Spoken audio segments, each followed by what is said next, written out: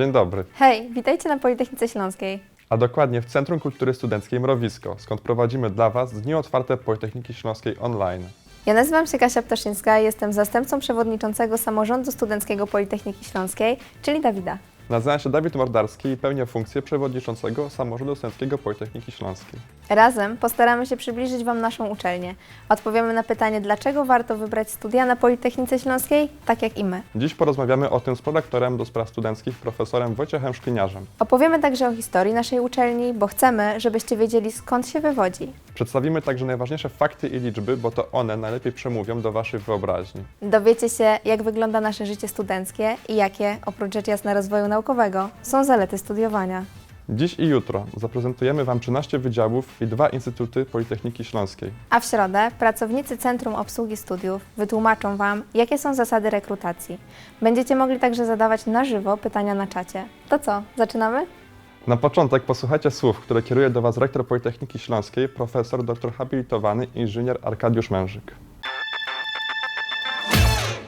Drodzy maturzyści, maturzystki, uczniowie i uczennice szkół średnich. Witam Was serdecznie w wirtualnych murach Politechniki Śląskiej. Niestety po raz kolejny jesteśmy zmuszeni przenieść dni otwarte do sieci, ale przygotowaliśmy to spotkanie tak, aby dać Wam okazję do poznania naszej uczelni i społeczności akademickiej. Nasza wspólnota jest przyjazna i otwarta na wszystkich żądnych wiedzy i chcących rozwijać swoje pasje. Witam szczególnie wszystkie panie. Przekonanie, że nauki ścisłe i inżynierskie są męską domeną, już dawno odeszło do lamusa.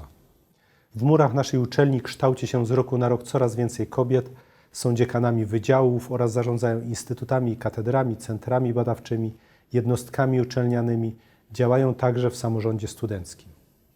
Nasze absolwentki i absolwenci zatrudniani są w zarządach firm, pracują w międzynarodowych zespołach badawczych, znajdują innowacyjne rozwiązania w wielu naukowych dyscyplinach. Droga młodzieży, stoicie przed ważnym, życiowym wyborem. Dobrze pamiętam ten czas, gdy byłem na Waszym miejscu i zdecydowałem się na studia na Politechnice Śląskiej. Nigdy nie żałowałem tej decyzji. Dziś z dumą mogę powiedzieć, że Politechnika Śląska to prestiżowy europejski uniwersytet techniczny, który prowadzi innowacyjne badania naukowe, współpracuje z otoczeniem biznesowym i kształci wysoko wykwalifikowane kadry. Jesteśmy jedyną uczelnią na Górnym Śląsku i jedną z 10 w Polsce, która uzyskała status uczelni badawczej. Jednak uczelnia badawcza to nie tylko badania, ale także bardzo dobre kształcenie. Przygotowaliśmy dla Was bogatą ofertę blisko 60 kierunków studiów, w tym 10 zupełnie nowych, które wystartują od października. Wśród nich są inżynieria lotnicza i kosmiczna, czy automatyka i robotyka przemysłowa. Wiele naszych kierunków objętych jest patronatami firm, które są liderami w swoich branżach. Jednak studia to nie tylko realizacja programów kształcenia, to wszechstronny rozwój. Na Politechnice Śląskiej działa blisko 180 kół naukowych, w których możecie realizować swoje pasje. Budować drony, tworzyć sztuczną inteligencję, zajmować się robotyką, konstruować bolidy elektryczne, badać kosmos. Wiele z tych kół naukowych osiąga niebywałe sukcesy na arenie międzynarodowej. Zapraszam Was do aktywnego uczestnictwa w dniach otwartych. Śmiało zadawajcie pytania, na wszystkie postaramy się odpowiedzieć. Życzę, aby to wirtualne spotkanie spełniło Wasze oczekiwania i było początkiem długiej przygody z Politechniką Śląską.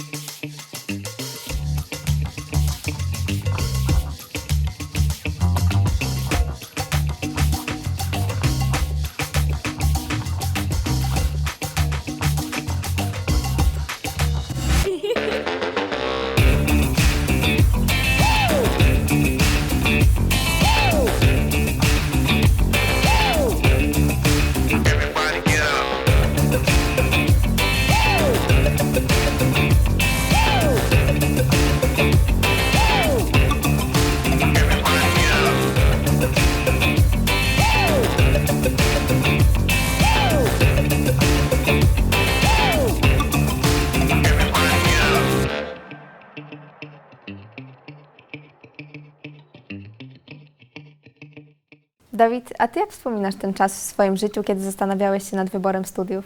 Szczerze mówiąc, długo się zastanawiałem. Wiedziałem, że chcę studiować zarządzanie inżynierii produkcji, ale wahałem się między wyborem jednej z krakowskich uczelni a Politechniki Śląskiej. Przekonał mnie kuzyn, który wówczas robił doktorat na naszej uczelni i był bardzo zadowolony ze swojego życiowego wyboru. A teraz dzięki niemu ja też jestem i będę próbował przekonać Was. A Ty, Kasiu, wiedziałaś od razu? W sumie od zawsze byłam pewna kierunku, który studiuję, czyli matematyki.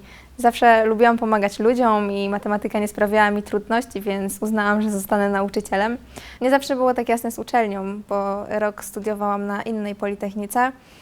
Po tym czasie jednak przeniosłam się na Politechnikę Śląską i nie żałuję, bo zupełnie inne jest tutaj podejście do studenta. Jednak pamiętam dobrze stres przed maturą, także doskonale Was rozumiemy, drodzy maturzyści, i posłuchajcie, dlaczego warto wybrać akurat Politechnikę Śląską. Zapraszamy na rozmowę z prorektorem do spraw studenckich i kształcenia, profesorem Wojciechem Szkliniarzem.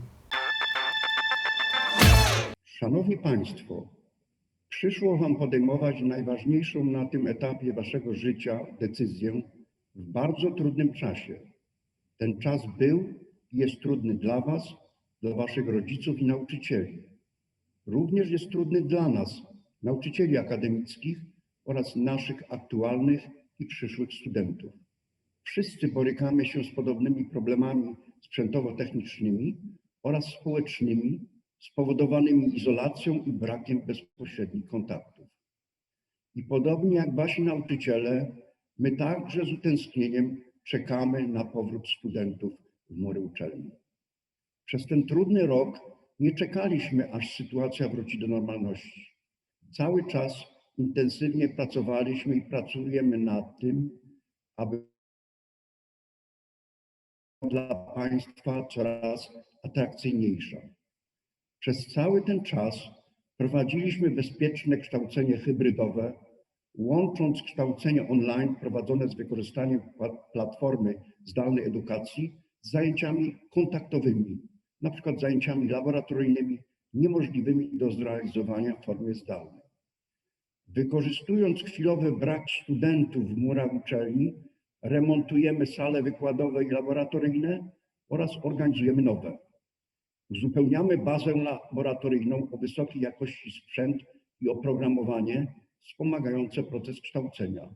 Również ten z wykorzystaniem własnej platformy zdalnej edukacji. Po konsultacjach i w porozumieniu z otoczeniem społeczno-gospodarczym uruchamiamy nowe kierunki studiów. Unowocześniamy i uatrakcyjniamy programy dotychczasowych kierunków studiów oraz poszczególne formy kształcenia, wzorując się na najlepszych: Oxford, Cambridge, Harvard, Stanford. Nawiązujemy, utrwalamy i dbamy o współpracę z bogatym i różnorodnym otoczeniem społeczno-gospodarczym. Ścisła współpraca uczelni z Katowicką Specjalną Strefą Ekonomiczną oraz wieloma innymi pracodawcami, również zagranicznymi, skutkuje stażami i praktykami, umożliwiając studentom zdobycie praktycznej wiedzy zawodowej i często otwierając przed nimi możliwości przyszłego zatrudnienia. Włączamy studentów w badania naukowe poprzez udział w licznych studenckich projektach realizowanych w formule Project Based Learning oraz w ramach studenckich kół naukowych. Prowadzimy opiekę nad najlepszymi studentami w ramach programu mentorskiego Rozwiń skrzydła. Oferujemy możliwość rozwoju Państwa zainteresowań w 187 działających na uczelni kołach naukowych oraz licznych sekcjach sportowych. Organizujemy liczne konkursy, szkolenia i wykłady otwarte dla studentów. Wdrożyliśmy przyjazny dla studentów Uniwersytecki System Obsługi Studiów USOS. Wdrożyliśmy, wychodząc naprzeciw trudnym czasom pandemii, regulamin studiów. Aktualnie kończymy pracę nad przyjaznym dla studentów regulaminem studiów na czasy po pandemii. Przygotowaliśmy czytelny, przyjazny i zgodnie z wymaganiami obecnego czasu bezpieczny system rekrutacji IRCA. Zachęcam Państwa do zapoznania się z bogatą i różnorodną ofertą edukacyjną Politechniki Śląskiej.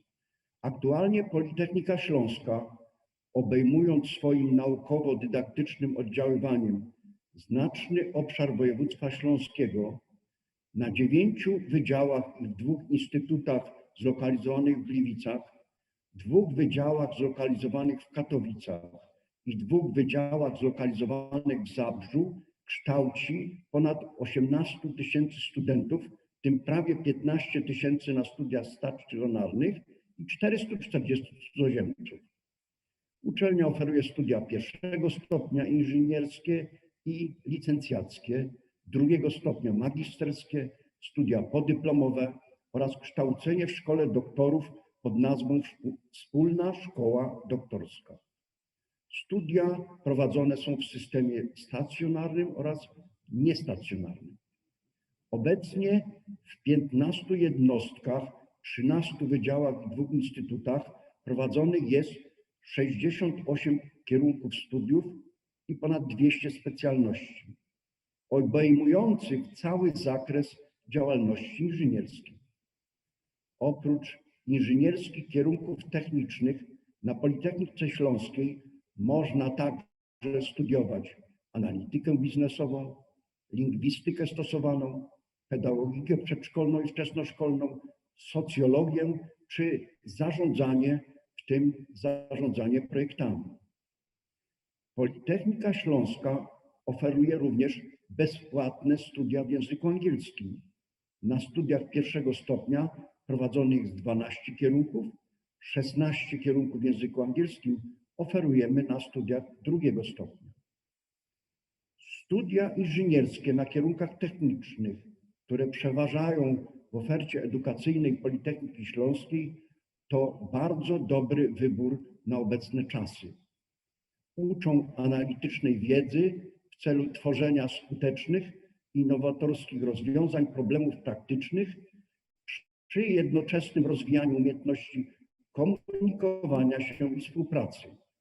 Przygotowują do satysfakcjonującej kariery w przemyśle lub do dalszej nauki.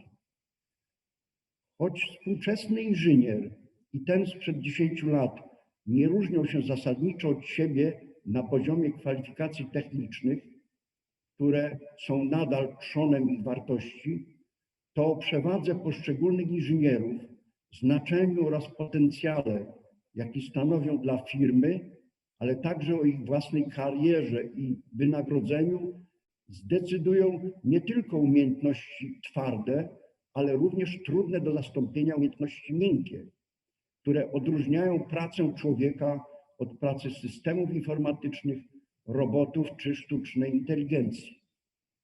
W perspektywie kolejnych 10 lat nabiorą one jeszcze większego znaczenia. W tej chwili podręcznikowa wiedza to stanowczo za mało. Środowisko pracy zmienia się w sposób niezwykle dynamiczny. Nie jesteśmy w stanie do końca przewidzieć, jakie zawody będą potrzebne za kilka lat. Eksperci przewidują, że młodzi ludzie, dzisiaj wkraczający na rynek pracy, w ciągu swojego życia zmienią zawód nawet 7 razy. Dlatego przede wszystkim musimy nauczyć studentów kreatywności, umiejętności, pracy zespołowej, często w interdyscyplinarnych zespołach, komunikacji interpersonalnej i porozumiewania się w językach obcych oraz wypracować u nich zdolności do rozwiązywania problemów. Jeśli absolwent uczelni technicznej poza rzetelną wiedzą podstawową będzie posiadał takie umiejętności, to będzie w stanie przystosować się do każdego środowiska pracy i szybko zmieniających się oczekiwań pracodawców. Obecny system kształcenia w Polsce jest nieco archaiczny, słabo dostosowany do możliwości studentów, mało praktyczny i przez to mało skuteczny. Już Konfucjusz stwierdził: powiedz mi, a zapomnę, pokaż mi, a zapamiętam, pozwól mi zrobić, a zrozumiem. Jeśli rozumiesz to, co robisz i umiesz to zastosować w praktyce, już jesteś lepszy od większości swoich rówieśników. Należy przy tym pamiętać, że teoria w procesie rozumienia odgrywa również niebagatelną rolę. Zaś złoty środek to nie lekceważ teorii, ale osadź ją katki systemu kształcenia. W ostatnich latach w Politechnice Śląskiej podjęliśmy trud takiego ukształtowania programów oferowanych kierunków studiów, aby student stał się podmiotem, a nie przedmiotem kształcenia, a nauczyciel przewodnikiem w tym procesie, rozwijając samodzielność studentów, nie tłumiąc ich ciekawości, pozwalając im dostrzec potrzebę uczenia się przez całe życie. Kształtując programy poszczególnych kierunków studiów, założyliśmy, że powinny one bardziej skupiać się na rozwijaniu umiejętności wyszukiwania, przetwarzania i prezentowania informacji zamiast pamięciowych ich przyswajaniu, nauczaniu rozwiązywania problemów zamiast dawania gotowych rozwiązań, rozwijaniu umiejętności społecznych i pracy w zespole zamiast ciągłego działania w pojedynkę, wspieraniu indywidualnej inicjatywy zamiast karania za podejmowanie ryzyka, rozwoju indywidualnych talentów studentów zamiast uczenia wszystkich tego samego i w ten sam sposób, interdyscyplinarnym kształceniu zamiast wąskiej specjalizacji i wreszcie rozwijaniu umiejętności racjonalnego rozumowania, umiejętności oddzielania rzeczy ważnych od nieważnych i szybkiego uczenia się rzeczy nowych. Analfabetami XXI wieku bowiem nie będą ci, którzy nie znają dobrze Excela lub nie potrafią programować, ale ci, którzy nie potrafią się uczyć rzeczy nowych i oduczać starych. Przygotowane dla Państwa w aktualnej ofercie edukacyjnej nowe i udoskonalone kierunki studiów wychodzą tym wszystkim oczekiwaniom naprzeciw.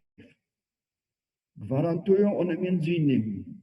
możliwość zmiany kierunku bez żadnych różnic programu, zajęcia wyrównawcze dla wszystkich z matematyki i fizyki, elastyczność studiowania z możliwością kształtowania przez studenta własnej ścieżki edukacyjnej, ograniczoną liczbę przedmiotów w planie studiów, maksymalnie 25-godzinny tydzień zajęć, bardzo duży udział zajęć praktycznych prowadzonych w formie zajęć laboratoryjnych oraz w nowoczesnej formule PBL.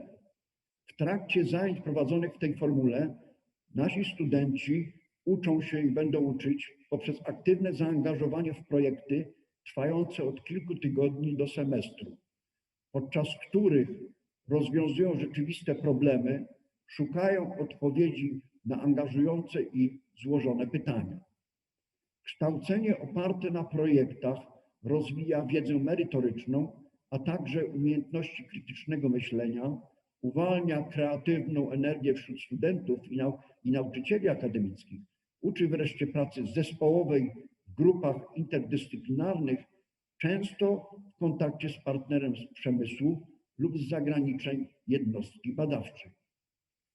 Oprócz nowoczesnych kierunków i form kształcenia do dyspozycji przyszłych studentów oddajemy nowoczesną infrastrukturę dydaktyczną, laboratoria i profesjonalną kadrę naukowo-dydaktyczną, która czuwa nad wysoką jakością kształcenia, a także dostosowany do Waszych potrzeb kampus studencki ze znakomitym zapleczem kulturalnym i sportowym, z którego nasi studenci chętnie korzystają. Doskonale wiemy, że nie samą nauką żyje student. Dlatego stwarzamy dobry klimat do szeroko pojmowanego życia studenckiego. Centrum Kultury Studenckiej Mrowisko to siedziba samorządu studenckiego oraz wszystkich organizacji studenckich Politechniki Śląskiej. Na studentów czekają tam m.in. Akademicki Teatr Remont, Akademicki Chór Politechniki Śląskiej czy Akademicki Zespół Muzyczny. W Mrowisku znajduje się również teatralno-kinowa sala widowiskowa, w której regularnie organizowane są spektakle, koncerty, występy kabaretowe, festiwale muzyczne i filmowe oraz wiele innych wydarzeń, za każdym razem przyciągających liczną widownię. Do zobaczenia w październiku. Serdecznie Państwa zapraszamy. Dziękuję bardzo. Studiowanie to zupełnie inny sposób zdobywania wiedzy niż nauka w szkołach średnich. Zdecydowanie. Może na początku niektórzy mogą czuć się troszeczkę zagubieni, ale uwierzcie nam, to jest fantastyczna przygoda. Szczególnie jeśli studiujesz na takiej uczelni jak nasza. A wiesz w ogóle, jak to się stało, że ponad 75 lat temu powstała tu Politechnika Śląska? Ja wiem. W ubiegłym roku obchodziliśmy jubileusz 75-lecia, a naszych widzów zapraszam na krótki film, który to wyjaśni.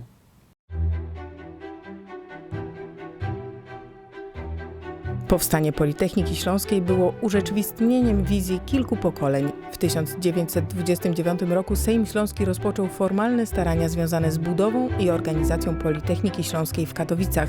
Mimo ogromnego zaangażowania nie udało się jednak rozpocząć tych prac przed wybuchem II wojny światowej. Do planów wrócono w pierwszych miesiącach 1945 roku. 24 maja Prezydium Krajowej Rady Narodowej wydało dekret powołujący Politechnikę Śląską. Plany i programy studiów były oparte na wzorach zaczerpniętych z Politechniki Lwowskiej. Również kadrę profesorską Politechniki Śląskiej tworzyli głównie byli pracownicy Politechniki Lwowskiej. Uczelnie stanowiły wówczas 4 wydziały: chemiczny, elektryczny, mechaniczny oraz inżynieryjno-budowlany, w których zatrudnionych było prawie 200 pracowników dydaktycznych.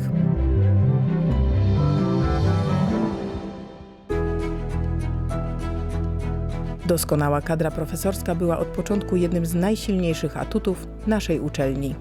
Pierwsza inauguracja roku akademickiego odbyła się 29 października 1945 roku. Naukę rozpoczęło wówczas 2750 studentów.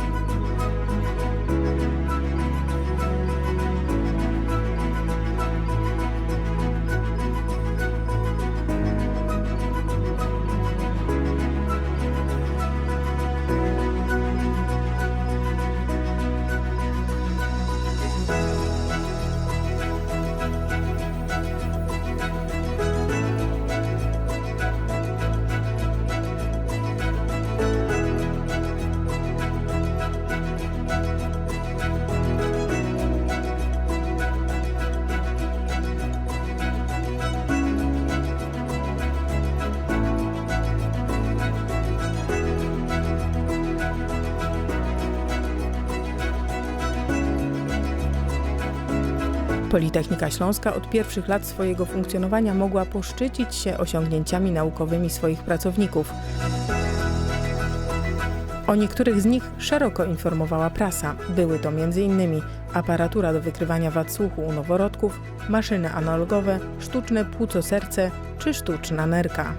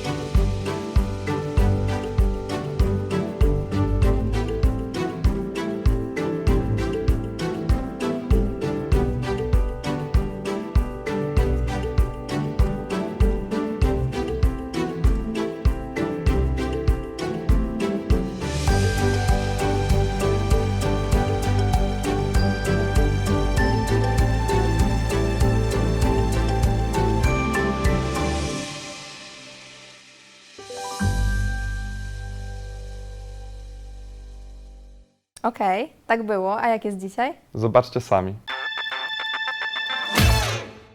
Politechnika Śląska to najstarsza uczelnia techniczna na Górnym Śląsku i jedna z największych w kraju. Od początku swego istnienia uczelnia jest ważną instytucją życia publicznego. Misją Politechniki Śląskiej jest prowadzenie innowacyjnych badań naukowych i prac rozwojowych, kształcenie wysoko wykwalifikowanych kadr, a także aktywny udział w rozwoju regionu i społeczności lokalnych. W 2019 roku Politechnika Śląska jako jedyna uczelnia na Górnym Śląsku i jedna z 10 w kraju uzyskała status uczelni badawczej. Wyznaczono wtedy 6 obszarów badawczych, które określają priorytety badań naukowych. W 15 jednostkach, 13 wydziałach i 2 instytutach prowadzonych jest obecnie prawie 60 kierunków studiów i około 200 specjalności, obejmujących pełny zakres działalności inżynierskiej oraz wiele z pogranicza nauk humanistycznych. Aktualnie Politechnika Śląska kształci ponad 18 000 studentów. Uczelnia oferuje wszystkie stopnie studiów, są one prowadzone w formie stacjonarnej oraz niestacjonarnej.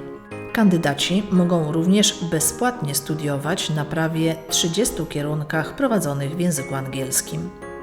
Bogata oferta dydaktyczna i wysoka jakość kształcenia sprawiają, że Politechnika Śląska od lat należy do ścisłej czołówki polskich uczelni technicznych, o czym świadczą wysokie miejsca w rankingach szkół wyższych.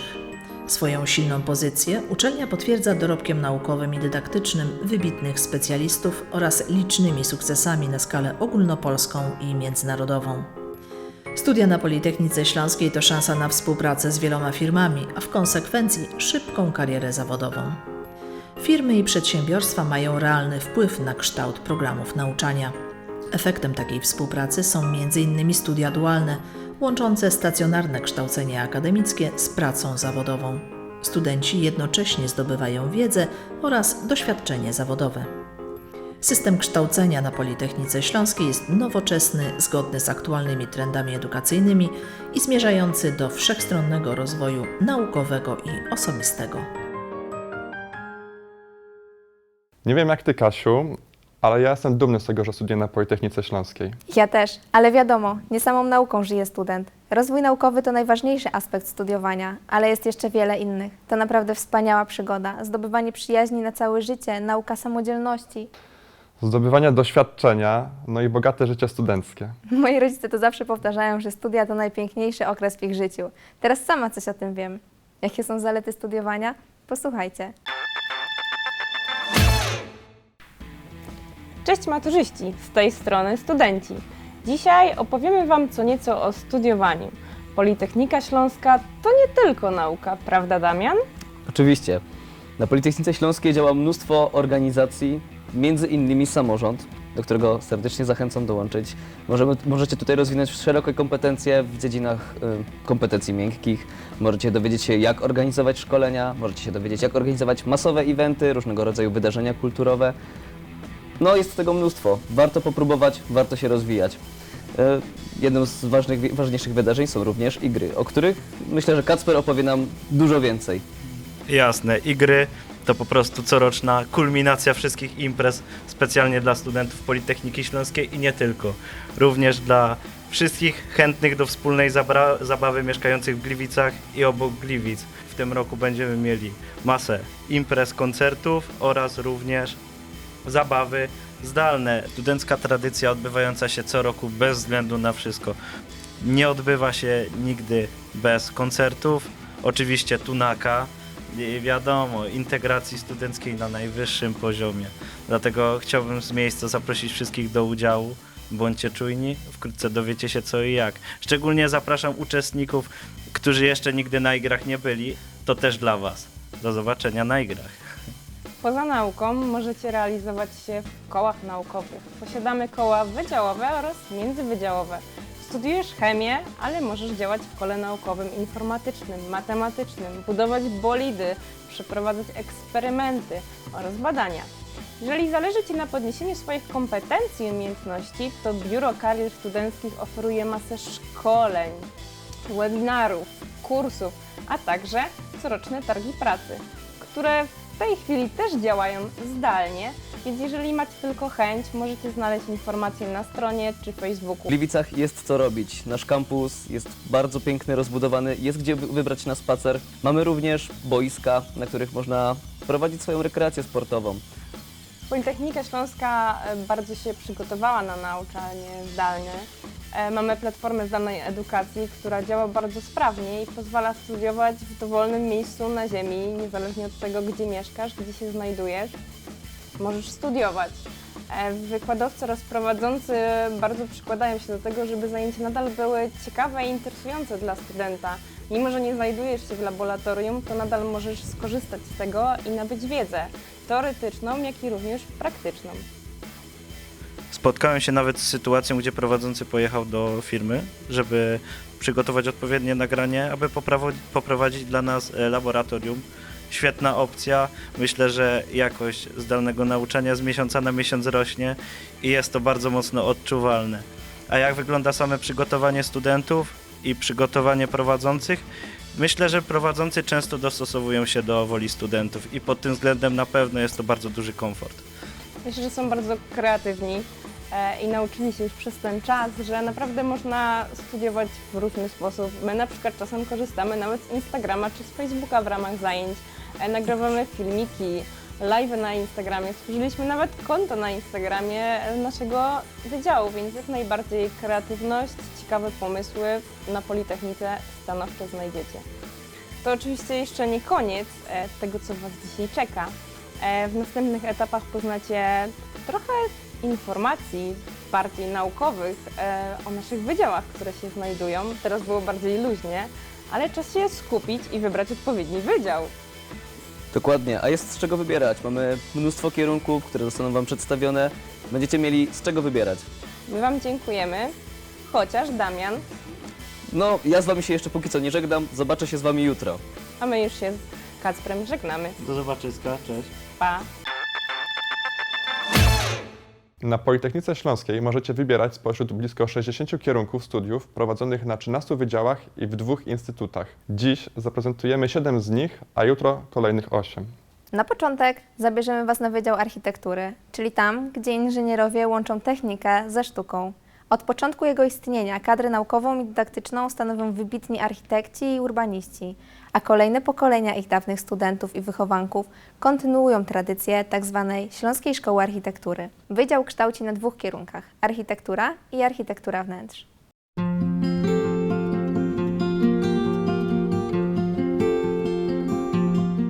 Drodzy kandydaci, jeżeli interesujecie się sztuką, architekturą, designem, lubicie rysować, tworzyć formy przestrzenne, zapraszam do podjęcia studiów na Wydziale Architektury Politechniki Śląskiej. Jeżeli podejmiecie taką decyzję, to będzie najlepszy wybór, jakiego mogliście dokonać, bowiem możecie studiować na szanowanej i renomowanej uczelni. Nasi absolwenci są cenieni w kraju, Europie i na świecie.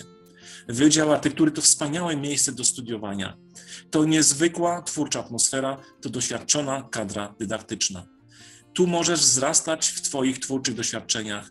Będziesz uczyć się warsztatu projektowego architekta. Ale przede wszystkim zdobędziesz konkretne umiejętności, uzyskasz konkretny, przydatny i ceniony zawód architekta i architekta wnętrz. Będziesz zmieniać otoczenie, tworzyć wspaniałe obiekty. Możesz kreować nową jakość, budować przyszłość. Czy może być coś piękniejszego na lata studiów? Serdecznie zapraszam na studia. Wydział Architektury to tradycja, prestiż i profesjonalizm. Jak zapewne wiecie, Politechnika Śląska to najlepsza uczelnia regionu. Zajmuje czołowe miejsca w rankingach uczelni europejskich i należy do elitarnej grupy 10 uczelni badawczych. Oraz powiem śmiało, możecie studiować na najlepszym Wydziale Architektury w Polsce. I wiem, co mówię. Nasi absolwenci są cenieni w kraju i za granicą. Są dobrze warsztatowo przygotowani do pracy zawodowej, a jednocześnie są twórcami o wyjątkowych zdolnościach i możliwościach twórczej kreacji. Gdziekolwiek będziecie i powiecie, że kończyliście nasz wydział, wzrośnie szacunek do waszych umiejętności, które z czasem będziecie nabywać podczas studiów. Dla kandydatów spoza regionu powiem, nasz wydział stanowi ważną jednostkę naukowo-badawczą, twórczą i dydaktyczną górnośląsko-zagłębiowskiej metropolii, regionu z niezwykle ciekawą historią, silnymi tradycjami, które warto poznać. To ważny ośrodek przemysłu, nauki techniki, a także zabytków techniki oraz miejsce nowoczesnej architektury, miejsce, gdzie można interesująco spędzić wolny czas. Lubimy być pierwsi i byliśmy pionierami w wielu dziedzinach. Jesteśmy jedynym wydziałem, w którym uczy się metodologii projektowania z wykorzystaniem badań jakościowych. To nas wyróżnia i daje nam przewagę. To wiele innowacyjnych inicjatyw, na przykład program Sztuka i Design Przestrzeni Publicznej, program badawczy architektury kosmicznej, pracownia świata wirtualnego, Dni Młodego Architekta z Builder, design na łazik marsjański, grafika roku, konkurs na film o architekturze i wiele, wiele innych licznych wystaw, konkursów, warsztatów, wyjazdów studialnych, również wymiana międzynarodowa. Dla zainteresowanych planujemy loty samolotami uczelni do obiektów architektonicznych. Obecnie mamy kategorię naukową A, akredytację międzynarodową CAUT oraz uzyskaliśmy 2 drugie miejsca w najważniejszych krajowych rankingach, rankingu Perspektywy i rankingu Builder. To o czym świadczy. Pamiętajcie, Śląska Szkoła Architektury ma ponad 40 lat doświadczeń. To już jest uznana marka. Możecie ją współtworzyć i możecie stać się jej częścią. Jako wydział jesteśmy niezwykle aktywni i widoczni na targach designu, architektury i budownictwa. Czy wyobrażacie sobie, że tylko w jednym 2018 roku zorganizowaliśmy około 55 wystaw, a nasi studenci zdobyli 65 nagród i wyróżnień w krajowych i międzynarodowych konkursach? Stąd uzyskane pierwsze miejsce w rankingu Builder za aktywność studentów, za co dziękujemy. Naszym największym atutem i dumą są nasi studenci, którzy studiują na 2 kierunkach: architektura i architektura wnętrz. Studenci naszego wydziału systematycznie zdobywają nagrody w konkursach międzynarodowych. Nie ma miesiąca bez kolejnych sukcesów. Warto wspomnieć, że wydział jest polskim liderem, którego absolwenci zdobyli światową sławę w designie samochodowym. I tego, drodzy kandydaci, chyba nie wiecie, że nasi absolwenci projektowali m.in. Audi e-tron R8, BMW Z4 i X3, BMW serii 5, Alfa Romeo 156, Skoda Kodatonka TS, polski samochód elektryczny. Współpracowali przy Audi A3, S3, S8. Dysponujemy doskonałym warsztatem rozwoju twórczego, jak i najnowszymi technologiami świata wirtualnego. Staramy się także komercjalizować projekty studentów. Ostatnim przykładem jest zrealizowany parklet, ulica Teatralna w Katowicach. Szanowni kandydaci, do Waszej dyspozycji są 2 budynki, w którym znajduje się strefa pracy własnej studenta, pracownie komputerowe w obu budynkach, pracownia świata wirtualnego, makieciarnia, galerie i sale dydaktyczne, strefy wypoczynkowe. Czyli wszystkie sprawy załatwicie w biurze obsługi studenta. Niezwykle aktywne są także koła naukowe.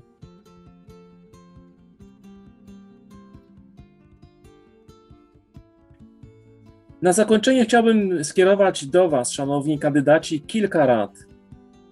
Mierzcie wysoko, co najmniej jak najwyższy budynek na świecie, który ma 828 metrów lub jeszcze wyżej, jak ten budowany właśnie, który będzie miał 1350 metrów. Nie bójcie się skoków w śmiałe rozwiązania. Twórzcie dla przyjemności tworzenia. Twórzcie, aby zachwycać, aby fascynować. Twórzcie nieosiągalne i czyńcie je realne. A gdy ktoś powie niemożliwe, bądźcie wytrwali w waszych marzeniach i dążeniach. Architekt, architektura to przede wszystkim przyjemność i satysfakcja tworzenia, ale także odwaga. Ale najważniejsze to wiedza i umiejętności, które są podstawą projektowania. Dobry warsztat, umiejętności. Już dzisiaj możecie rozwiązywać problemy ludzkości, problemy przyszłego świata. Ale co najważniejsze, zachowajcie dystans do siebie i do świata. To wszystko zdobędziecie tutaj, na Wydziale Architektury Politechniki Śląskiej. Pamiętajcie, architektura to zobowiązuje. Wydział Architektury tworzymy my, ludzie z niezwykłą pasją i umiejętnościami. a niedługo również Wy, drodzy studenci pierwszego roku.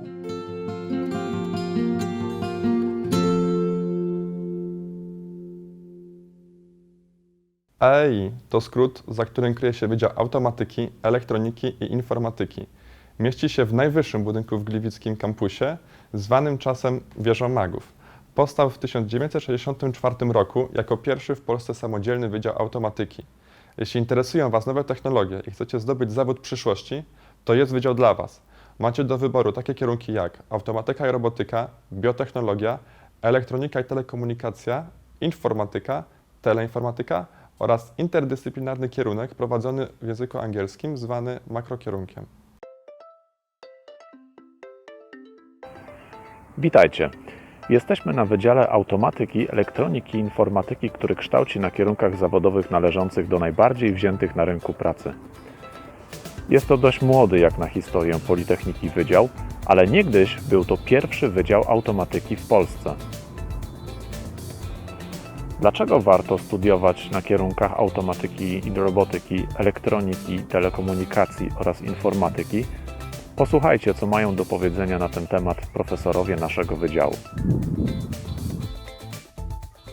Szanowni Państwo, uważam, że warto wybrać studia na kierunku elektronika i telekomunikacja. Właśnie ten kierunek łączy zagadnienia związane ze sprzętem, oprogramowaniem oraz przetwarzaniem sygnałów i danych. W trakcie studiów można realizować ciekawe projekty oraz brać udział w pracach studenckich kół naukowych. Wielu urządzeń elektronicznych używamy na co dzień i ten rynek ciągle się rozwija. Oferta miejsc pracy dla absolwentów kierunku elektronika i telekomunikacja jest szeroka. Kierunek elektronika i telekomunikacja jest przeznaczony nie tylko dla osób, które już zajmują się elektroniką, ale również dla tych, którzy chcieliby kształcić się w nowej dziedzinie. Zapraszam Państwa na studia na kierunku elektronika i telekomunikacja. Jestem absolwentem Politechniki Śląskiej na kierunku automatyka i robotyka. Podczas studiów zdobyłem szeroką wiedzę pozwalającą na podjęcie pracy w różnych obszarach życia, a co za tym idzie, mogłem odnaleźć się w zawodzie pełnym wyzwań każdego dnia i dającym wiele satysfakcji z pracy. Na kierunku informatyka na naszym wydziale będziecie tworzyć projekty dotyczące sztucznej inteligencji. Oczywiście będzie to szansa na wykorzystanie Waszej naturalnej inteligencji, której na pewno na tych studiach nie zmarnujemy. Jako absolwenci nie będziecie na pewno mieli problemów ze znalezieniem ciekawej pracy, bo przecież wszystko związane z informatyką jest bardzo ciekawe. Czy wydział ten kształci tylko na kierunkach automatyki, robotyki, elektroniki oraz informatyki, jak wskazuje jego nazwa? Fakt, są to podstawowe kierunki, z których słynie wydział, ale oprócz nich uczą się tu studenci biotechnologii, teleinformatyki oraz kierunków wykładanych w języku angielskim, np. Informatics oraz tzw. makrokierunku, czyli Interdisciplinary Studies, Automatic Control, Electronics, Information Engineering and Data Science. A jak to się odbywa? Wejdźmy do środka i zobaczmy.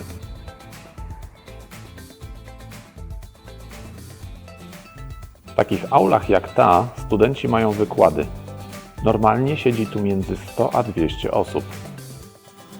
Wykłady trwają dość długo, nie ma dyżurnych do ścierania tablic, dlatego wykładowcy potrzebują aż 4 tablic, żeby zmieścić to, co pokazują studentom. Oprócz tego są rzutniki multimedialne do prezentacji i rzutniki folii.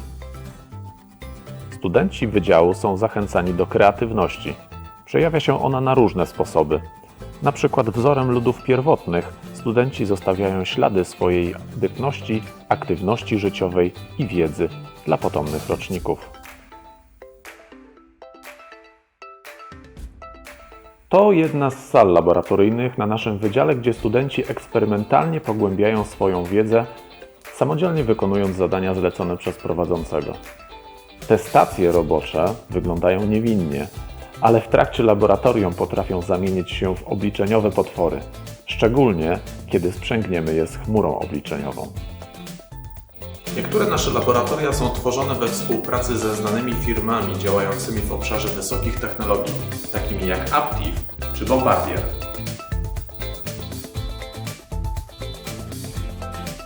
Potrzebujesz jeszcze więcej informacji o innych kierunkach? Proszę bardzo. Studia na makrokierunku to nie tylko zdobywanie interesującej wiedzy. To także niepowtarzalna możliwość poznania ciekawych ludzi pochodzących z różnych zakątków świata. To również możliwość wyjazdu i odbycia części studiów na uczelni zagranicznej. W dobie internetu rzeczy zachęcamy do studiowania teleinformatyki.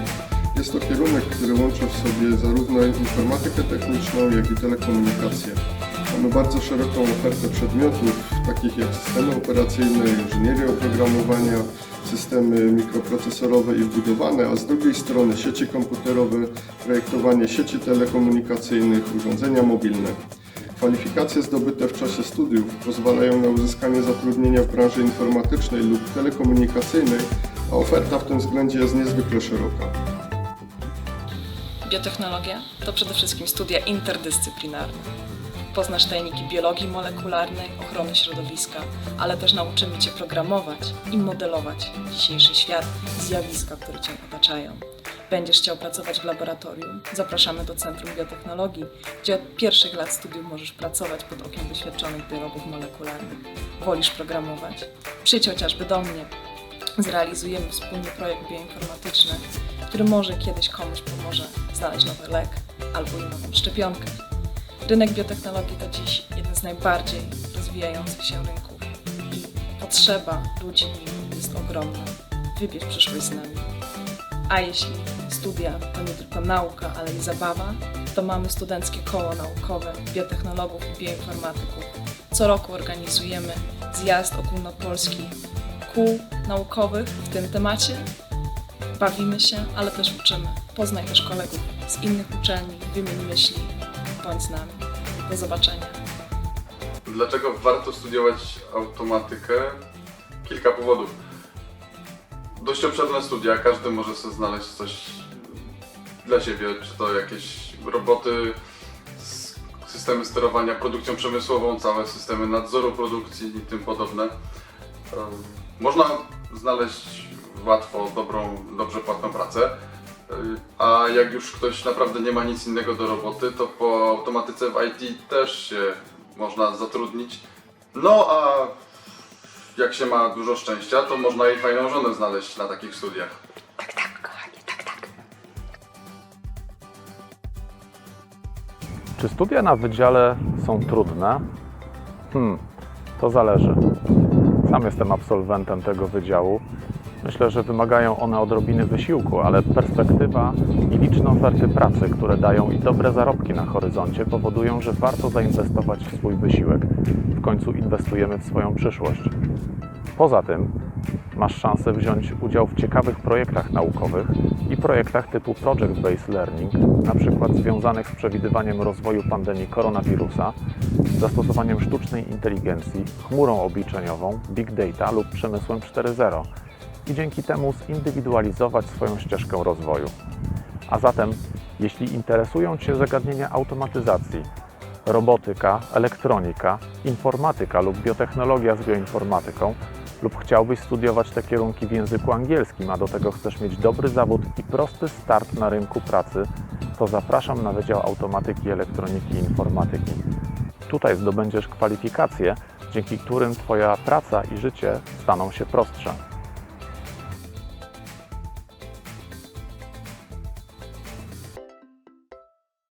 Zastanawiasz się, z czego i w jakiej technologii wykonane są różne obiekty budowlane?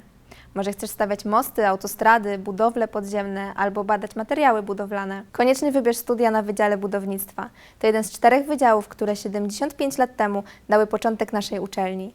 Kształci na kierunku budownictwo, a do wyboru jest aż 5 specjalności. Budowlano-architektoniczna, konstrukcje budowlane i inżynierskie, inżynieria procesów budowlanych, budownictwo drogowe oraz Structural Engineering w języku angielskim. Większość ludzi, słysząc słowo projektowanie, wyobraża sobie efekt wizualny. Jeśli zastanowić się głębiej, ważniejsze jest nie co jak wygląda, ale jak działa. Wydział Budownictwa jest jednym z 4 pierwszych wydziałów Politechniki Śląskiej utworzonej w 1945 roku. Kształci studentów na 1. i 2. stopniu oraz doktorantów. Kandydaci na studia inżynierskie wybierają budownictwo, kontynuując następnie naukę w kierunku geotechniki, mostów, konstrukcji przemysłowych, dróg. Naprawdę jest w czym wybierać. Studia dzienne, zaoczne, wydział kształci także w języku angielskim. Mamy kilka specjalności, a każda z nich posiada swoje unikalne cechy. Na specjalności budowlano-architektonicznej pasjonaci łączą piękno architektury z powagą elementów konstrukcyjnych. A na zajęciach prowadzonych w języku angielskim współpracują ze sobą studenci z Polski i wielu innych krajów świata. Studenci mogą starać się o podwójny polsko-duński dyplom, a wszyscy bez wyjątku mają szansę na zagraniczne wyjazdy, staże, np. w ramach programu Erasmus. Jeśli przyjrzysz się studentom budownictwa, łączy nas pasja. Ciężka praca, oddanie, kreatywność. U nas nie ma rzeczy niemożliwych. Tok nauki, oprócz wykładów, przewiduje ćwiczenia, projekty, laboratoria, na których wiedzę przyswajamy wykonując doświadczenia i badania. Na wydziale znajduje się bogato wyposażone laboratorium z dostępem do najnowszych technologii. Tutaj się dzieje prawdziwa magia. Chociaż czasem wymaga poświęceń. Na 7. semestrze odbywamy obowiązkową praktykę semestralną na zasadzie zatrudnienia. Otrzymujemy odpowiedzialne zadania, podczas wykonywania których mamy okazję pochwalić się zdobytą wiedzą. Praktykanci dostają później często oferty dalszej współpracy. Dla bardziej ambitnych działają koła naukowe. W ramach jednego z nich tradycją stał się udział w wyścigach betonowych kajaków organizowanych w Holandii. Drużyna zawsze wraca z sukcesami. Budownictwo to nie tylko nauka, noce spędzone nad projektami. To bycie częścią ogromnej grupy wybranych ludzi podążających za swoją pasją. Jesteś oddany, skupiony, pracowity. Musisz także kochać zabawę. Tacy jesteśmy. Nieśmiałe podrygi na balu budowlańca, uczestnictwo w zawodach AZS, pełna integracja podczas igrów to właściwie tylko część Twojej listy do odhaczenia. Cechą, która wyróżnia nasz wydział, jest czas. Czas, jaki wykładowcy poświęcają nam na rozwiązywanie problemów projektowych. Można powiedzieć, że jeśli na Wydziale Budownictwa Politechniki Śląskiej ktoś pomocy potrzebuje, zawsze tą pomoc otrzyma.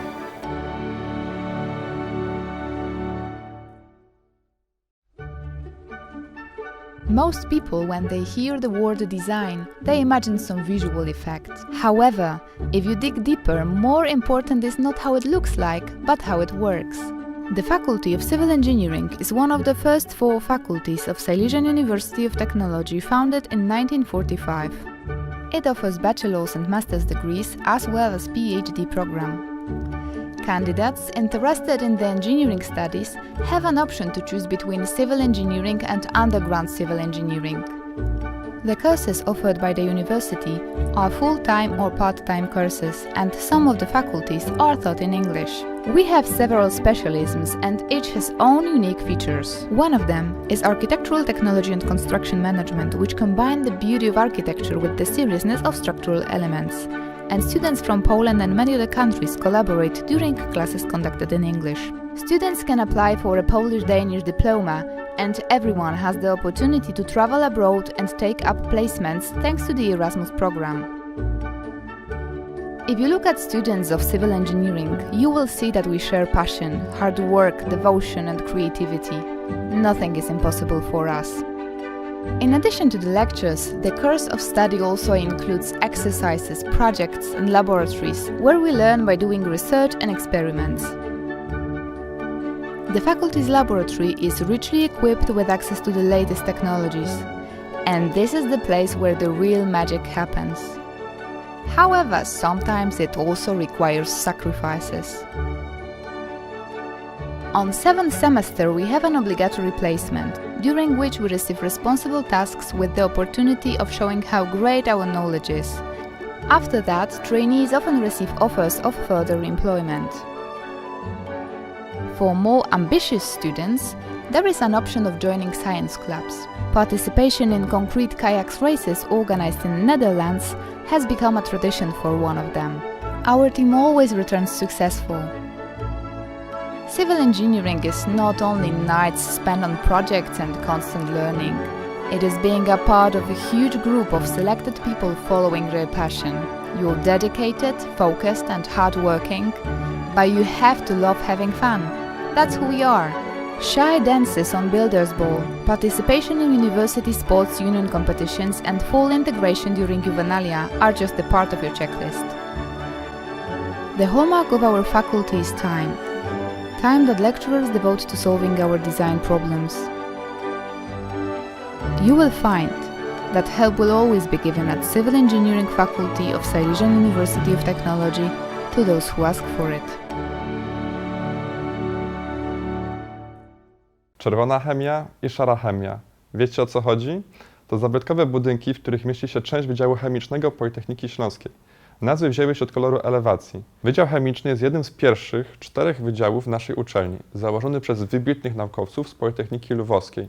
Dziś ma kategorię naukową A i kształci na 5 kierunkach: biotechnologia, chemia, inżynieria procesowa i aparatura przemysłowa, technologia chemiczna oraz Industrial and Engineering Chemistry w języku angielskim.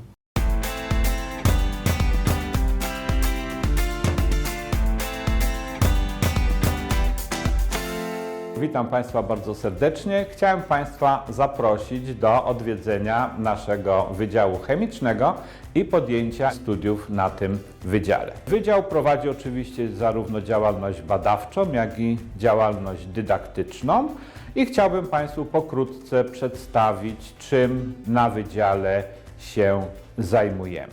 Zaczniemy może od dydaktyki, jako że jest to temat, który Państwa najbardziej będzie interesował, a więc prowadzimy studia na 4 kierunkach, na kierunku biotechnologia, kierunku chemia, kierunku technologia chemiczna oraz kierunku, który my nazywamy w skrócie makro, to jest Chemical Engineering and Technology. Jest to kierunek prowadzony wyłącznie w języku angielskim. Bardzo zachęcam osoby, które czują się dobrze w języku angielskim do studiowania na tym kierunku, ponieważ jest to jedyna okazja oprócz zdobycia typowej wiedzy chemicznej i inżynierskiej, także doskonałego treningu w języku angielskim, ponieważ jest to kierunek prowadzony całkowicie w tym języku. Na kierunku technologia chemiczna kształcimy w zakresie technologii chemicznej organicznej, technologii chemicznej nieorganicznej i elektrochemii, technologii polimerów i tworzyw sztucznych, technologii przemysłowych materiałów wybuchowych.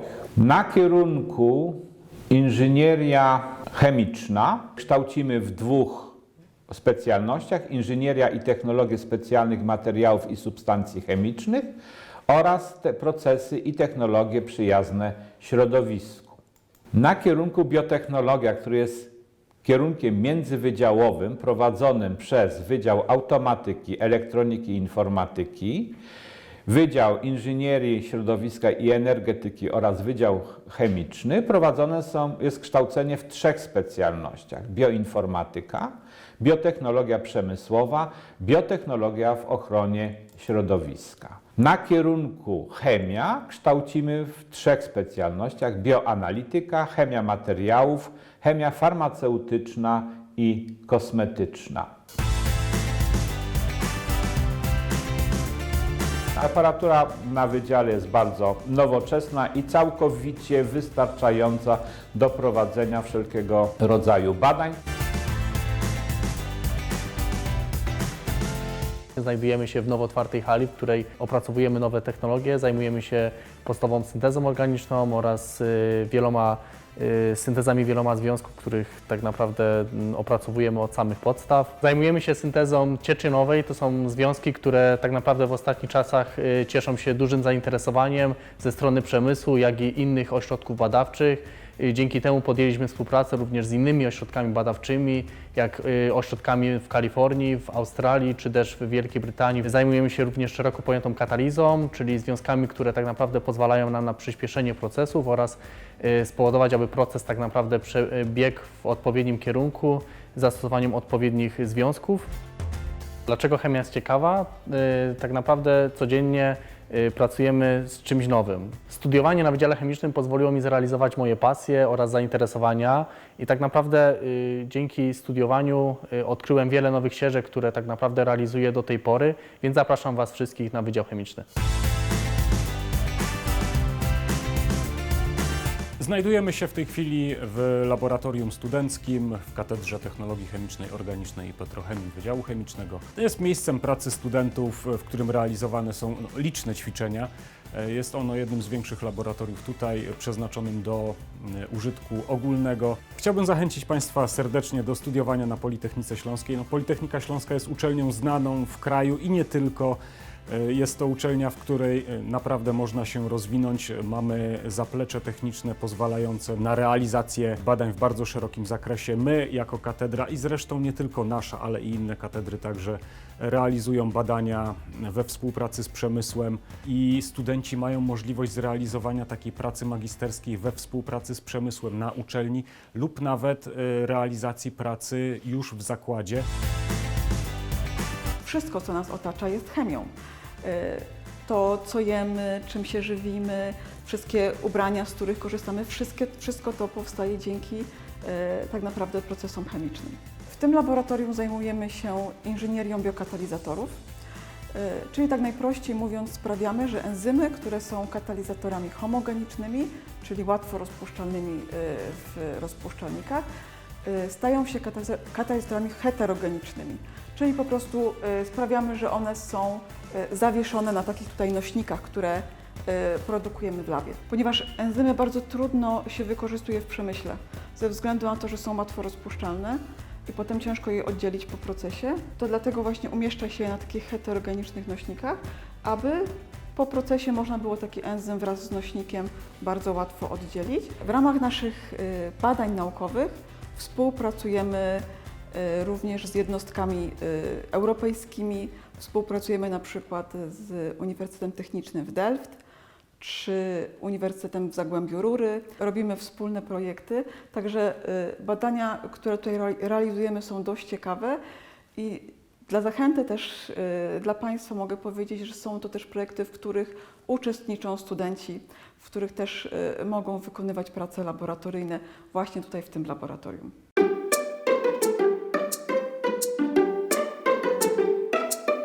Zarówno studenci, jak i pracownicy nie samą nauką i uczeniem się żyją.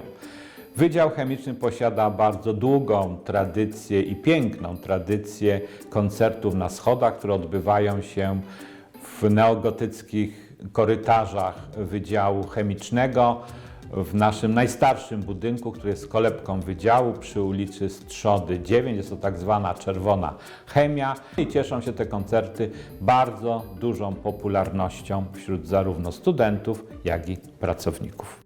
Dlaczego warto przyjść na Wydział Chemiczny? Przede wszystkim ukończenie studiów na Wydziale Chemicznym daje szerokie podstawy do pracy w różnych gałęziach naszej gospodarki.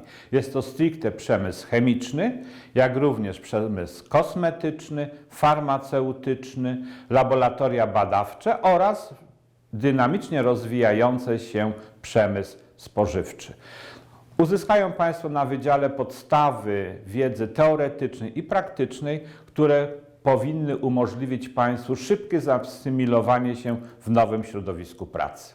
Elektrotechnika, energetyka, informatyka, a może mechatronika brzmią dla Ciebie elektryzująco? Wybierz Wydział Elektryczny. Kształci właśnie na tych kierunkach. To jeden z 4 pierwszych wydziałów, które tworzyły naszą uczelnię. Dziś jest to prestiżowy wydział z tradycjami, ściśle współpracujący z przemysłem, prowadzący także studia dualne, dzięki czemu możecie zdobywać cenne doświadczenie zawodowe. Szanowni maturzyści, kandydaci na studentów, serdecznie witam Was na Wydziale Elektrycznym Politechniki Śląskiej, jednym z 4 założycielskich wydziałów naszej uczelni w 1945 roku. Wraz z prodziekanami oraz przedstawicielem studentów chcemy zaprezentować Wam kierunki studiów, jakie prowadzą nasi pracownicy, perspektywy zawodowe absolwentów oraz priorytetowe obszary badawcze, w których bierze udział Wydział Elektryczny. Jesteśmy częścią uczelni badawczej, co przekłada się również na udoskonalenie procesu kształcenia, który obecnie jest dostosowywany do najnowszych światowych trendów. Prowadzimy intensywną współpracę z wieloma przedsiębiorstwami z branży elektrotechniki i dziedzin pokrewnych, co umożliwia Wam nabycie wiedzy zgodnej z oczekiwaniami przyszłych pracodawców. Zapraszam do wybrania Politechniki Śląskiej jako kolejnego etapu na drodze do uzyskania wymarzonej pracy. Będzie to dobry wybór. Studia na Wydziale Elektrycznym są od wielu lat gwarantem dobrze płatnej pracy. Wybór firmy czy branży, w jakiej chcesz pracować, pozostawiamy jednak Tobie. Nasz standardowy kierunek to elektrotechnika, czyli wytwarzanie energii elektrycznej, przesył do odbiorców, przekształcanie, zabezpieczanie sieci przesyłowych. Nauczysz się projektowania pomiarów w instalacjach obiektów przemysłowych. Dowiesz się, jak projektować maszyny i urządzenia elektryczne, jak diagnozować instalacje, odbiorniki, jak je zabezpieczać. Elektrotechnika to także automatyka przemysłowa, robotyka, energoelektronika przemysłowa i inteligentne sterowanie napędami. Nasz kierunek energetyka o profilu praktycznym pozwoli Ci rozwinąć zainteresowania dotyczące odnawialnych źródeł energii, turbin wiatrowych, paneli fotowoltaicznych, zasobników energii i elektromobilności. Nauczysz się projektowania instalacji do budynków, domów czy firm oraz zarządzania infrastrukturami Smart City. Będziesz mógł pracować jako specjalista w przedsiębiorstwach elektroenergetycznych, licznych firmach sektora OZE, samorządzie lub firmach doradczych pomagających redukować zużycie energii. Nasz nowy kierunek informatyka w systemach i układach elektronicznych jest dedykowany pasjonatom programowania w popularnych dla przemysłu językach. Kierunek informatyka jest nastawiony na praktyczne wykorzystanie informatyki w różnych systemach i układach przemysłowych. Tak jest bowiem zapotrzebowanie rynku. Po tym kierunku będziecie potrafili tworzyć aplikacje mobilne, sieciowe do różnych zastosowań przemysłowych. Nasz kierunek mechatronika jest natomiast dedykowany pasjonatom łączenia praktycznego, wykorzystania wiedzy z mechaniki, elektrotechniki, informatyki, materiałoznawstwa czy elektroniki. Wszystko to oczywiście nastawione na przemysłową stosowalność w różnych branżach. Będziecie potrafili programować roboty przemysłowe, mobilne. Nauczymy Was projektować systemy mechatroniczne wykorzystywane powszechnie w tysiącach firm na rynku. Szanowni kandydaci, od tego roku zmieniamy się dla Was i wprowadzamy na naszym wydziale tok studiowania podobny do kształcenia na uczelniach amerykańskich, czyli mniej godzin zajęć na uczelni, więcej zajęć w formie praktycznych projektów, jeszcze szersza i ściślejsza współpraca z przemysłem.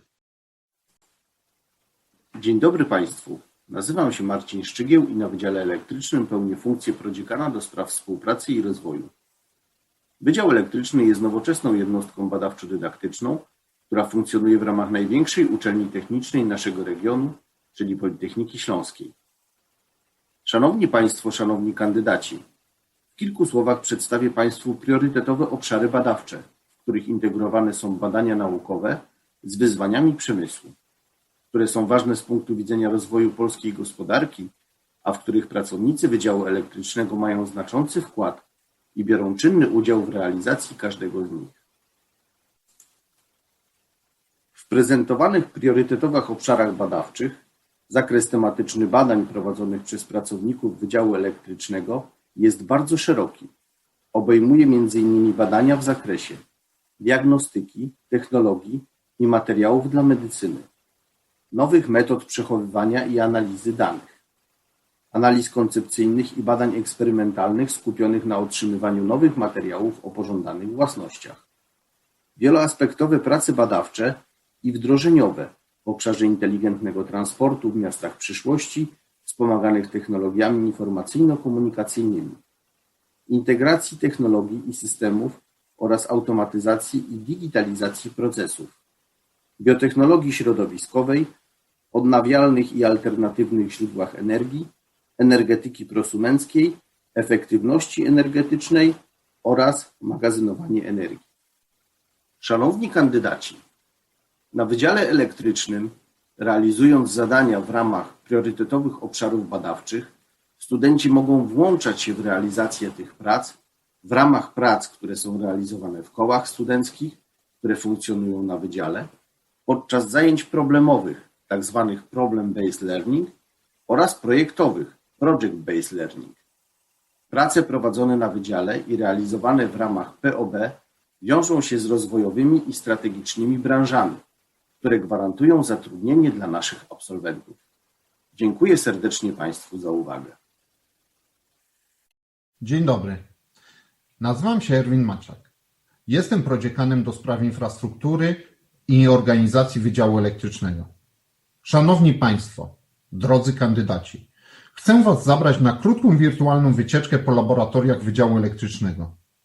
Wiele z prezentowanych laboratoriów powstało pod patronatem i przy współpracy z partnerami przemysłowymi. Zostało wyposażonych w nowoczesną aparaturę i infrastrukturę badawczą i dydaktyczną. Obecnie wszystkie laboratoria dostępne są w formie zdalnej w związku z występowaniem pandemii. Szanowni Państwo, laboratoria Katedry Elektroenergetyki i Sterowania Układów zabiorą Państwa w świat praktycznych aspektów wytwarzania energii elektrycznej, jej przetwarzania i przesyłania na duże odległości. Z kolei w laboratoriach Katedry Metrologii, Elektroniki i Automatyki poznacie praktyczny wymiar metrologii wielu wielkości fizycznych, w szczególności wielkości elektrycznych, a także pogłębicie umiejętności praktyczne w zakresie szeroko rozumianej elektroniki. W laboratoriach Katedry Elektrotechniki i Informatyki czeka na Was praktyczna wiedza z zakresu szeroko rozumianej elektrotechniki i technik pochodnych, a także informatyki przemysłowej. W laboratoriach Katedry Optoelektroniki pokażemy Wam, jak zastosować fotonikę, optoelektronikę i nanotechnologię w nowoczesnym przemyśle, a także jak wykorzystać właściwości promieniowania elektromagnetycznego.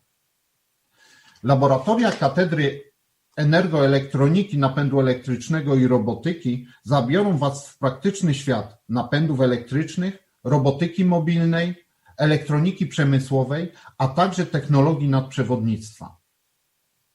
W laboratoriach Katedry Mechatroniki z kolei zyskacie praktyczne umiejętności w zakresie konstrukcji robotów przemysłowych, nowoczesnych materiałów, a także nowoczesnych systemów, w tym systemów automatyki budynkowej. Serdecznie Państwa zapraszam do skorzystania z naszej oferty dydaktycznej i bazy laboratoryjnej. Bardzo dziękuję. Cześć drodzy maturzyści. Z tej strony przewodniczący Rady Samorządu Studenckiego Wydziału Elektrycznego Politechniki Śląskiej. Chciałbym Was serdecznie zachęcić do podjęcia studiów na naszym wydziale. Wydział Elektryczny kładzie mocny nacisk na praktyczną formę zajęć, co pozwoli Wam nabyć mnóstwo kwalifikacji przydatnych w przyszłej karierze inżyniera. Macie również możliwość wyboru wielu specjalności, tak aby studiować to, co interesuje Was najbardziej. Wielu studentów już w trakcie studiów współpracuje z przedsiębiorstwami branżowymi, dzięki czemu nie muszą się martwić później o pracę, o zatrudnienie po studiach. Szeroką drogę rozwoju otwiera również przed Wami możliwość działalności w samorządzie studenckim, do której serdecznie zachęcam. Mam nadzieję, że zobaczymy się w październiku. Do zobaczenia. Cześć. A teraz coś dla ciekawych świata, także tego podziemnego. Zobaczcie, jaką ofertę kształcenia przygotował Wydział Górnictwa, Inżynierii Bezpieczeństwa i Automatyki Przemysłowej. Możecie wybierać spośród 5 kierunków: automatyka i informatyka przemysłowa, geodezja i kartografia, geoinżynieria i eksploatacja surowców, rekultywacja i zagospodarowanie terenów poprzemysłowych oraz inżynieria bezpieczeństwa.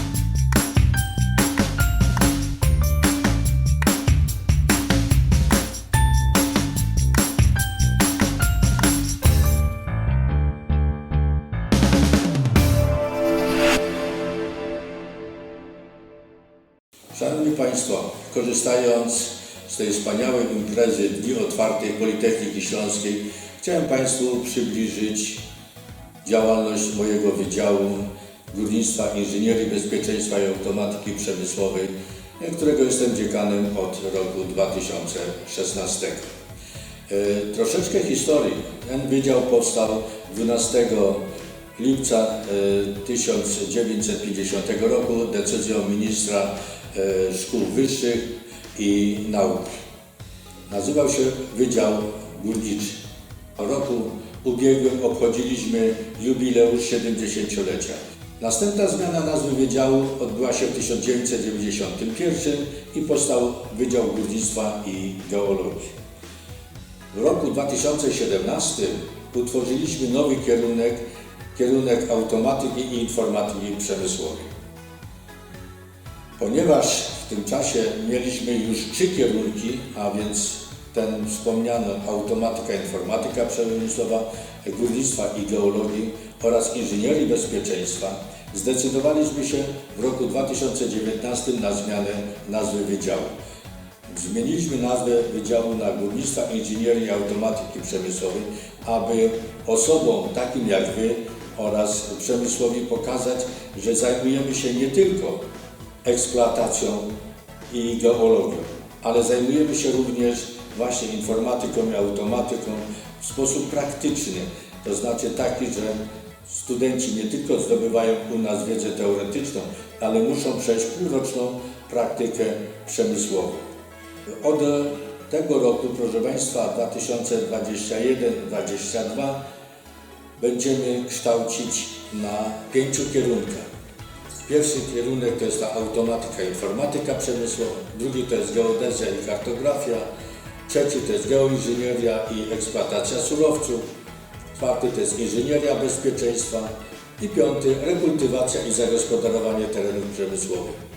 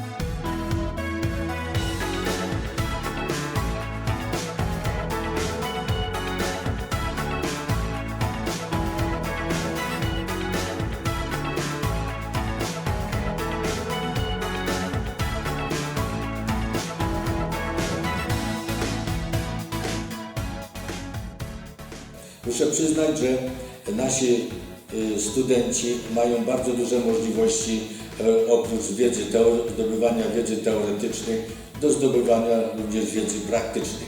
Mianowicie mamy, proszę Państwa, w tej chwili podpisane umowy ze spółkami górniczymi i raz firmami prywatnymi, że mogą oni odbywać praktyki w czasie wakacji czy obowiązkowe praktyki dyplomowe w sposób płatny. To znaczy, że idąc na praktykę student może zarobić w granicach 2,5 tysiąca złotych. Są również bardzo ciekawe praktyki w Polskiej Grupie Górniczej. One dotyczą tylko studiów 2. stopnia, studiów magisterskich. I tam, jeśli ktoś się zdecyduje, aby pobierać praktyki 1 dzień w tygodniu, a na Politechnice mamy właśnie taką sytuację, że władze rektorskie przyjęły taką umowę, że 1 dzień w tygodniu studenci mają wolny od zajęć dydaktycznych. W tym czasie mogą odbywać praktyki właśnie przemysłowe 1 dzień w tygodniu. Warunkiem uzyskania tej praktyki jest jednak, aby student podpisał umowę, że co najmniej 3 lata popracuje, proszę Państwa, w górnictwie. A więc ma pracę i jeszcze może odbywać płatną praktykę 1 dzień w tygodniu. Ostatnio podpisaliśmy również magnificencja rektor i prezesi Jastrzębskiej Spółki Węglowej umowę, która gwarantuje zatrudnienie co najmniej 5 studentów. Proszę Państwa, muszę wspomnieć, że od tego semestru zimowego powstały, proszę Państwa, jeszcze 2 takie kierunki kształcenia. Między innymi grupa w języku angielskim Mining and Geology, gdzie mamy studentów, proszę Państwa, z kilku, powiedzmy, kontynentów, a nie tylko krajów tutaj, którzy pobierają naukę online. Oraz, proszę Państwa, utworzyliśmy właśnie ten nowy kierunek kształcenia, nową specjalność cyberbezpieczeństwo. Bardzo chętnie Państwa zapraszam do spotkań online, a jak się sytuacja ustatkuje, do sprawdzonej naszej formy prowadzenia dodatkowych zajęć, bardzo ciekawych, bardzo z zagadnień popularnych na naszych wydziałach. Dziękuję bardzo. Interesuje Cię, co dzieje się na styku medycyny i technologii? Chcesz projektować urządzenia ratujące życie, usprawniać rehabilitację, rozwijać implantologię czy badać układ mięśniowo-szkieletowy w sporcie? Wydział Inżynierii Biomedycznej jest dla Ciebie. To pierwszy i jedyny taki wydział w Polsce. Zobaczcie, co ciekawego mają Wam do zaoferowania.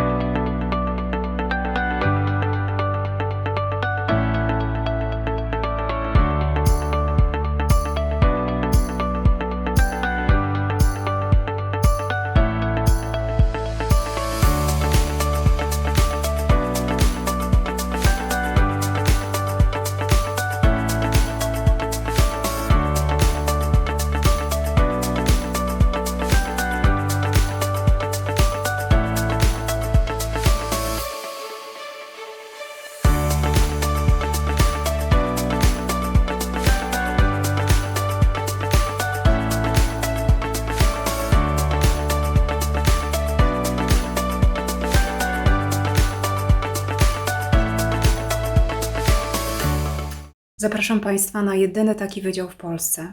Czekają Państwa ciekawe studia na przyszłościowym kierunku, aktualna i potrzebna wiedza oraz zajęcia w nowoczesnych laboratoriach. Nie przegapcie szansy na świetny start w karierę zawodową. Kształcenie na kierunku Inżynieria Biomedyczna jest realizowane na Wydziale Inżynierii Biomedycznej, który jest jedyną taką jednostką w Polsce.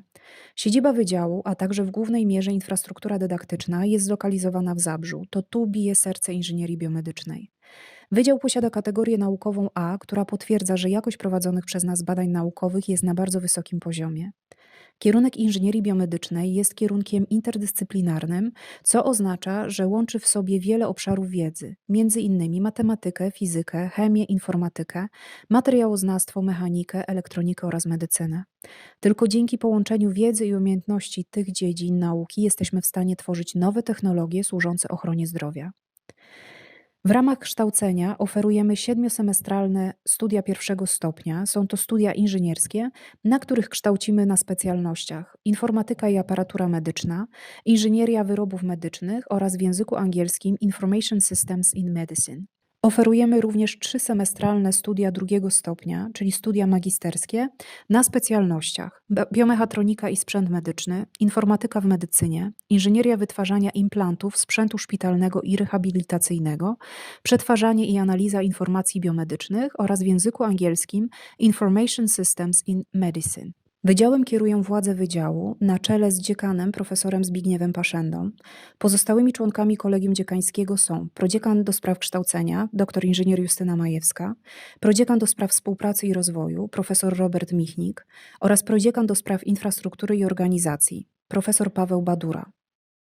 Wysoki poziom kształcenia na naszym kierunku został potwierdzony przez pozytywną ocenę Polskiej Komisji Akredytacyjnej. Z 6 kryteriów, które podlegały ocenie, aż 3 uzyskało ocenę wyróżniającą.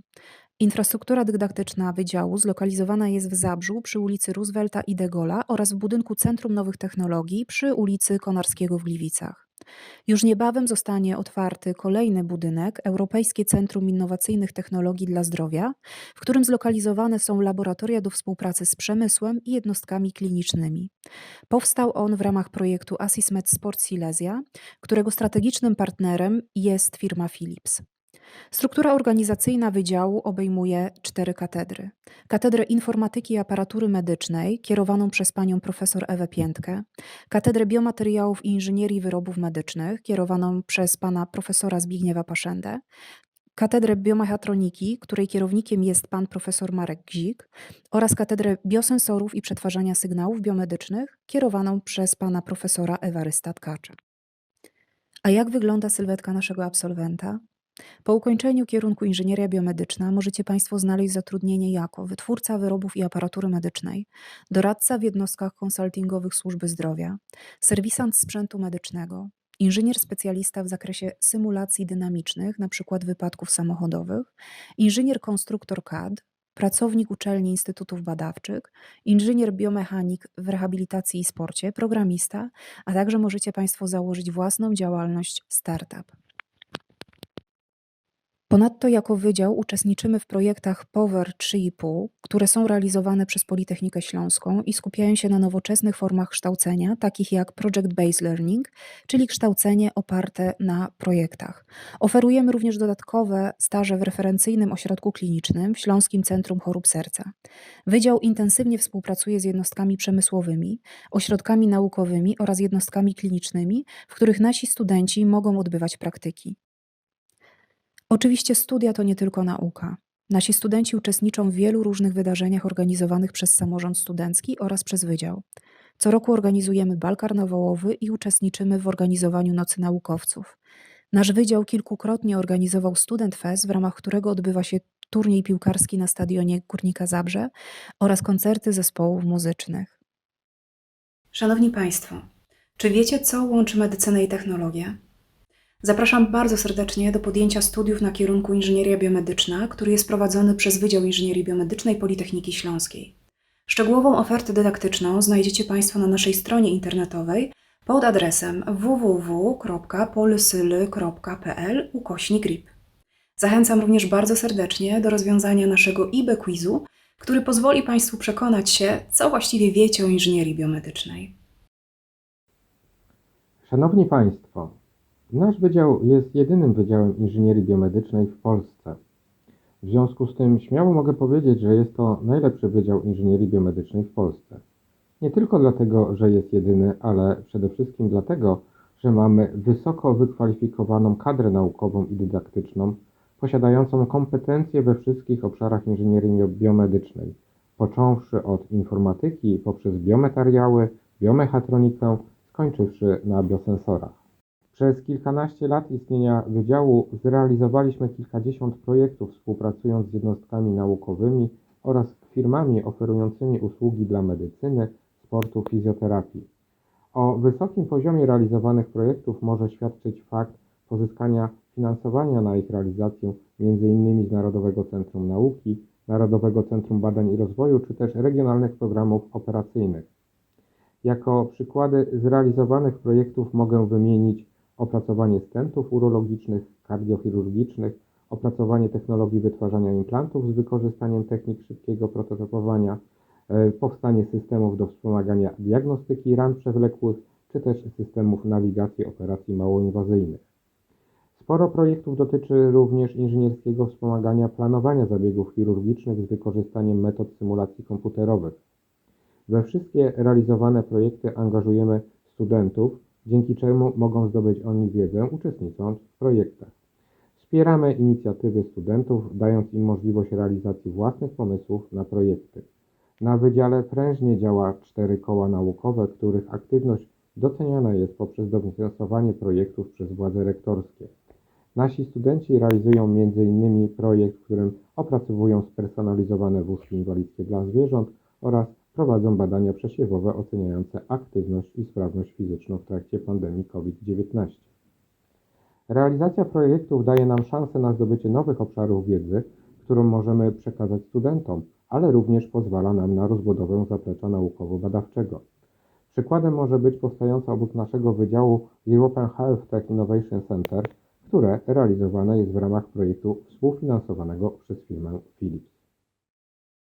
Hi, my name is Eva Oduma-Berepiki and I am a Nigerian and also a second-year student in the Faculty of Biomedical Engineering. Biomedical engineering to me is a cause of the future because it merges the subjects of engineering and medicine to bring about other sub-subjects that I believe will be sustainable in the future. Mam na imię Piotrek i jestem studentem pierwszego semestru studiów magisterskich na Wydziale Inżynierii Biomedycznej. Najbardziej fascynujące w inżynierii biomedycznej jest jej interdyscyplinarność. Stanowi ona połączenie nauk technicznych, biologii oraz medycyny, dzięki czemu w przyszłości istnieje wiele możliwości rozwoju. Hi, my name is Bilal Musa and I am from Egypt and I'm now studying at the second year in biomedical engineering. So one of the reasons that I choose biomedical engineering because I was curious at medicine in general and engineering, and especially the artificial limbs, but our faculty has a great section for that, so that was the most important reason I chose biomedical engineering. Cześć, jestem Kinga i jestem studentką trzeciego roku inżynierii biomedycznej. Bycie studentką inżynierii biomedycznej łączy się przede wszystkim z byciem sobą i odkrywaniem nowych umiejętności, które tak naprawdę gdzieś tam w środku nas są i dopiero teraz możemy je zauważyć. To właśnie tutaj poznałam wiele ciekawych ludzi i tak naprawdę tutaj dowiedziałam się, jak wiele mogę osiągnąć i ile jestem w stanie zrobić. Cześć, jestem Krystian i jestem studentem trzeciego roku inżynierii biomedycznej. Kiedy pierwszy raz usłyszałem o kierunku inżynieria biomedyczna, stwierdziłem, że jest to kierunek inny niż wszystkie, bardziej skierowany na człowieka, dla człowieka i chyba to mnie tak zainteresowało. I recommend studying biomedical engineering because it allows you to expand your creativity as well as give you great knowledge in all the subfields that are merged into it. This particular field of study gives you the versatility you need as a student and as a person, and that is why I encourage you to study with us. Thank you. Polecam inżynierię biomedyczną na Wydziale Inżynierii Biomedycznej, ponieważ zdobywamy bardzo dużą ilość wiedzy teoretycznej, którą możemy zastosować w praktyce poprzez udział w projektach studenckich kół naukowych oraz w międzywydziałowych projektach PBL. Rozwiń z nami skrzydła. And I highly recommend everyone to join it because human race in general wants to live longer, and that's the goal of biomedical engineering. So biomedical engineering will be the future for you and for everyone. And yeah, that's all. Thank you. Dołącz do nas. Myślę, że warto studiować inżynierię biomedyczną, ponieważ jest to bardzo przyszłościowy kierunek. Myślę, że w medycynie jest coraz więcej technologii i różnych gadżetów, więc myślę, że jest w tej branży jeszcze bardzo dużo do wymyślenia, bardzo dużo do odkrycia, więc jak najbardziej jest to pole do rozwijania się. Dołącz do nas.